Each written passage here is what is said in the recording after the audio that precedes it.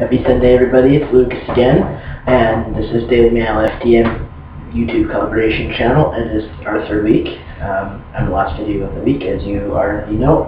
And we are talking about passing this week, so that's a big topic that many trans individuals definitely struggle with, for sure, especially if you're pre-T or pre-hormones and pre-surgery and stuff like that. Hormones for sure. The surgery is more of a comfort thing, I think, for anybody. Anyway, so I guess, yeah, the biggest thing for me is binding. That's kind of the biggest insecurity I have. So binding is a huge part of being a trans man. But I know for most trans guys, binding is kind of a big thing. The binder is usually the biggest purchase a trans man will make prior to having hormones and prior to surgeries, because it is fairly expensive. They don't last forever, especially if you wear them every day like I do. But being that I am from Canada, it is very difficult to find a reputable place that's cheap for shipping to Canada. So I can definitely post those links to where I got my binder and stuff like that, because it's either cheap or free shipping, which is awesome. Plus, binders are really well made and they're very awesome. So I can post those in the links below if you're interested to take a look at that. Packing is another big thing for me. Obviously, if you don't have something to show that you've got it down there, for me personally anyway, just because I don't plan to have bottom surgery, with the exception of the hysterectomy, I don't plan to have any work done down there, because until science becomes a little bit farther along, I've heard a lot of really bad things about the plastic surgery that goes on down there. It doesn't always work. It can be very detrimental to your manhood down there, and it's just not a good time. So I've thought about it, and I don't really think it's for me, so I think using a prosthetic for certain things will definitely help. It's just, it's very expensive, so I've been waiting. Other things I can talk about, as others, it's getting a bit redundant, because everybody has a kind of different way of passing. Voice. Before I started testosterone, I did a lot of voice deepening exercises, and I think the biggest thing to keep in mind is to learn how to speak, not just learning to speak differently, but learning to use your voice a little bit differently. There's some voice deepening that you can actually use to slightly stretch your vocal cords out a little bit. And I used to do that twice a day, once in the morning and once kind of later at night, and it actually does permanently stretch your vocal cords. Especially if you abuse it, so you got to be careful with that for sure. Also, learning how to speak from your chest and from your diaphragm rather than your throat, because your natural voice is probably not as very deep. But when I did start testosterone, my voice did lower a bit. But I know some guys who've taken, or I've heard of some guys taking testosterone and their voice never deepens to how biological man, if you will. It doesn't go down to that pitch. You kind of got to work at that for sure. Anything else I can think of? I guess other than clothing choices is a big one, but again, that's personal. If you want to wear a dress, that really doesn't devalue anybody as a person. I don't think clothing is a gendered thing, but society does it, and I think when you first start out as being trans, and you first come out, and you first start out passing, a lot of people go and they shop in the men's section, for trans men anyway. I've always shopped in the men's section. I've never really worn women's clothing. I think I've seen myself in a dress like once or twice, because, yeah.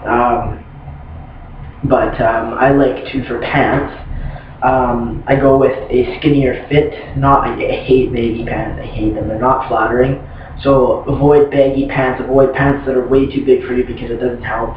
Avoid something that's gonna make you look a little bit longer in the leg.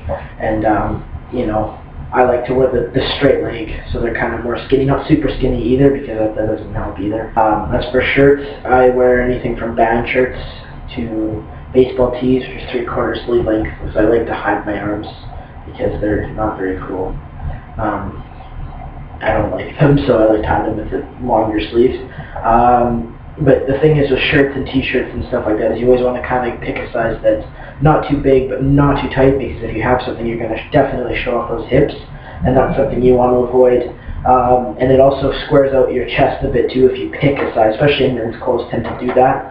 Because that's just how they fit. If you shop in the women's section, you're going to look feminine, because that's what they're meant to do. They're designed for the different body types that men and women are, being that the hips of a man and the hips of a woman are not the same.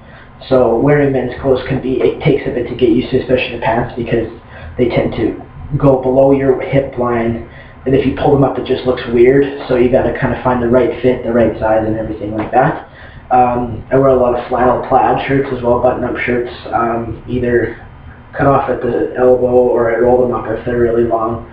And those are definitely flattering too, definitely patterned shirts or anything that kind of takes the attention away from your chest and your hip areas, anything like a logo, graphic tees, band shirts, patterned shirts, definitely take away the focus from those areas that you want people to look away from.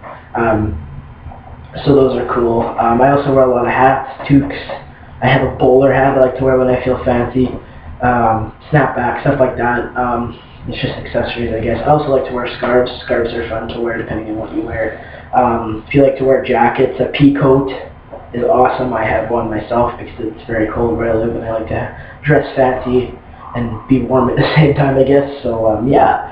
Other than that, there's not a whole bunch. I think the biggest thing for me is looking forward to growing a beard. I already have one, so almost an inch long, growing on the sides of my face, which is very exciting because once that starts growing in and once your voice starts deepening, I haven't been misgendered in public in over a month now because of my voice exercises, because of the fact I have facial hair growing in. And definitely there's a difference in my fat redistribution in my face has changed for sure.